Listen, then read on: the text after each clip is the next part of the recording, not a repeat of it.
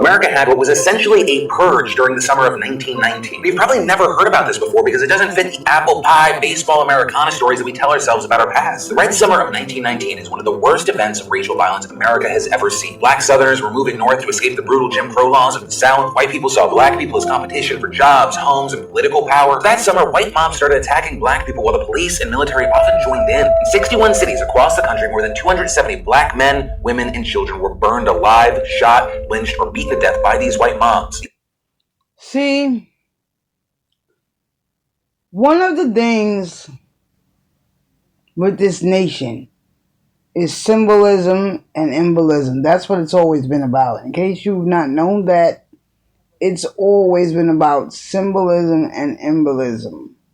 This is why when it comes to emojis, only certain kinds of emojis are allowed to even be used. Symbolism and embolism, that's what this nation stands on, right?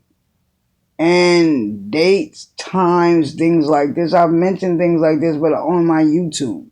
So if you've not been following me, then a lot of these things you probably don't know. You would have known a lot of this stuff. A lot of this stuff that's even happening right now, you probably would have known, but you've not been following, so that's neither here nor there now. But what I'm trying to say is that dates and times very significant to those folks in charge, should we say, right? The people under the stairs, right? So when something horrendous like this was occurring, it wasn't just occurring in that one place. No. It was occurring in multiple places. Multiple places. If you think about it, even when we looked at the maps that were showing the places that were being hit with certain weather disasters that have happened over the past few years, it was happening in multiple places. Anytime disaster or some type of occurrence like that has occurred, it's always in multiple places. Things like this, massacres and things like that, in multiple places. Okay? Pay attention. Why does that happen? That's not by chance. That's not by happenstance. Okay? That's being orchestrated. But by who? And why? And so now all of this stuff right now that happened, the summer of 1919, all of these horrific things that have happened throughout history at the hands of these folks, right now we're seeing all of these things be eradicated. Not eradicated, but erased. Erased from history. His story. It's his story. It's always been his story. He told you right there in the word, his story. And now he is going back and he is erasing it from his story because he no longer wants it and it no longer fits with the new or the second version to this saga. Okay? Because this is what it is, a saga, a never-ending story. What I always tell you, everything is secular. Secular. It will keep repeating itself until someone stands up and makes a change. Brings these things, certain things to an end. Right? So, yeah. You see these things keep happening because of that. They happen and now, like I said, they're looking to remove. All these things are being removed because it no longer fits the paradigm. Not the new paradigm, no. The new paradigm, it don't fit. All of this stuff gotta go. All these stories and tales of people being burnt alive and hung by trees and, skinned and having the testicles and things removed. Yeah, no, we can't let, no. We can't let nobody know we was doing that. No, not these new babies coming up, not this whole new nation we building. We can't let them know we was doing that. See what I'm saying? So they gonna remove it all from the his story, so that your babies, your grandbabies now coming up won't know. And what will that do? They'll be fooled into thinking that, oh, he's a good guy. He got my best interests at heart.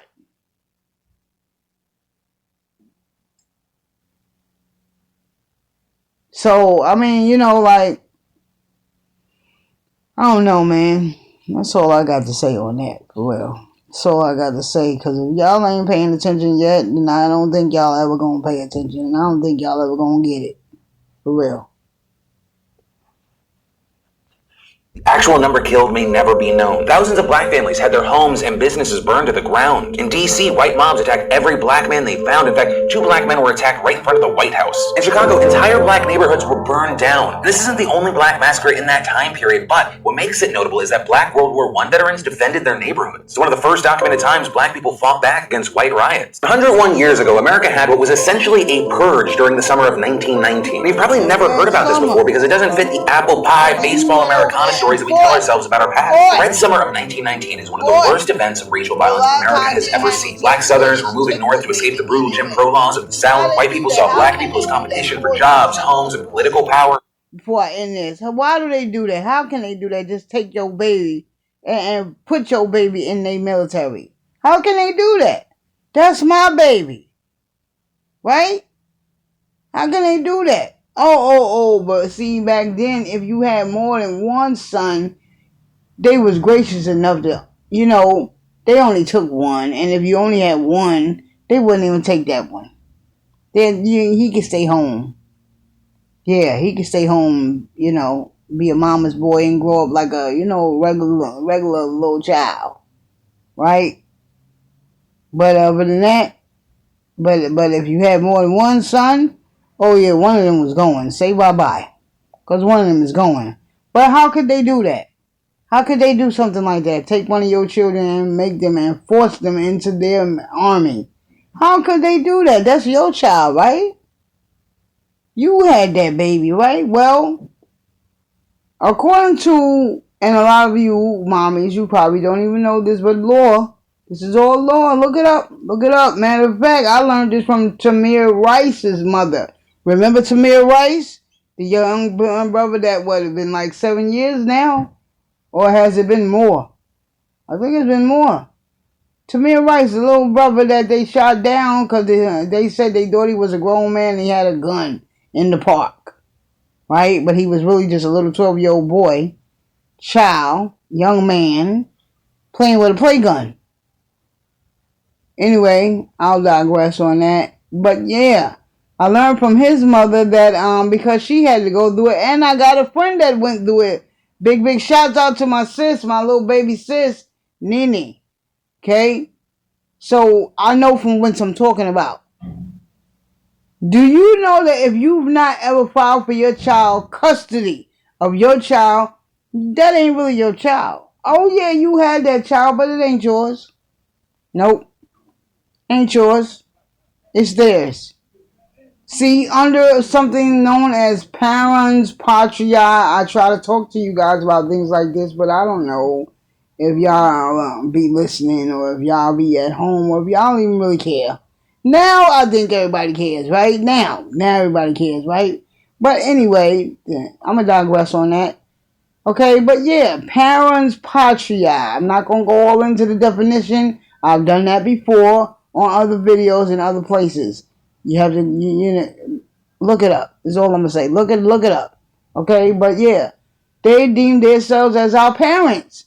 We are children, and we don't know how to take care of ourselves. So they deem ourselves as parents. They're our parents. So when you have a child, you just a pair that renting that child. You a pair that rent. Listen to the words phonetics. See, this is one thing about Pops. The master teacher teaches us all these things. To listen. Phonetics. Listen to the phonetics of a word and you will find and see the definition right there. Okay, but because we've been taught to not see things like that, a lot of us don't know how to break it down and decipher that. but parents. You are a parent that rents. And until you go to court and claim that child and claim custody of that child, that's all you are. I ain't make it up. Look it up. Look it up. Stop acting like you can't read. Stop acting like you can't see. Look it up. Okay? That's what my mom used to tell me when I say, Mom, what that word mean? Get the dictionary. Look it up. Look it up. Simple. It's about time, don't you think? So look it up. But yeah. That summer, white mobs started attacking black people while the police and military often joined in. In 61 cities across the country, more than 270 black men, women, and children were burned alive, shot, lynched, or beaten to death by these white mobs. The actual number killed may never be known. Thousands of black families had their homes and businesses burned to the ground. In D.C., white mobs attacked every black man they found. In fact, 2 black men were attacked right in front of the White House. In Chicago, entire black neighborhoods were burned down. This isn't the only black massacre in that time period, but what makes it notable is that Black World War I veterans... Let me go. But you know what that means? That means that in the future, those of you that love to cry, because some of y'all have become town criers. Oh yes, you love to cry. Look at me. Look what they did to me. Woe is me. Poor me. I ain't got nothing. I ain't be got nothing. Yeah. Some of y'all love to cry, man. But you ain't going to be able to cry in the future because they getting ready to get rid of all of this. So you ain't going to be able to cry. You ain't going to be able to stand up and say, well, y'all did this to me. Y'all enslaved my ancestors and you took away my civil rights. So y'all did this to me. You ain't going to be able to say that in the future because won't none of this be around. So when you try to run that line in the future, you know what they gonna say? What? What you talking about? Who enslaved your ancestors? You see how that works? Told you.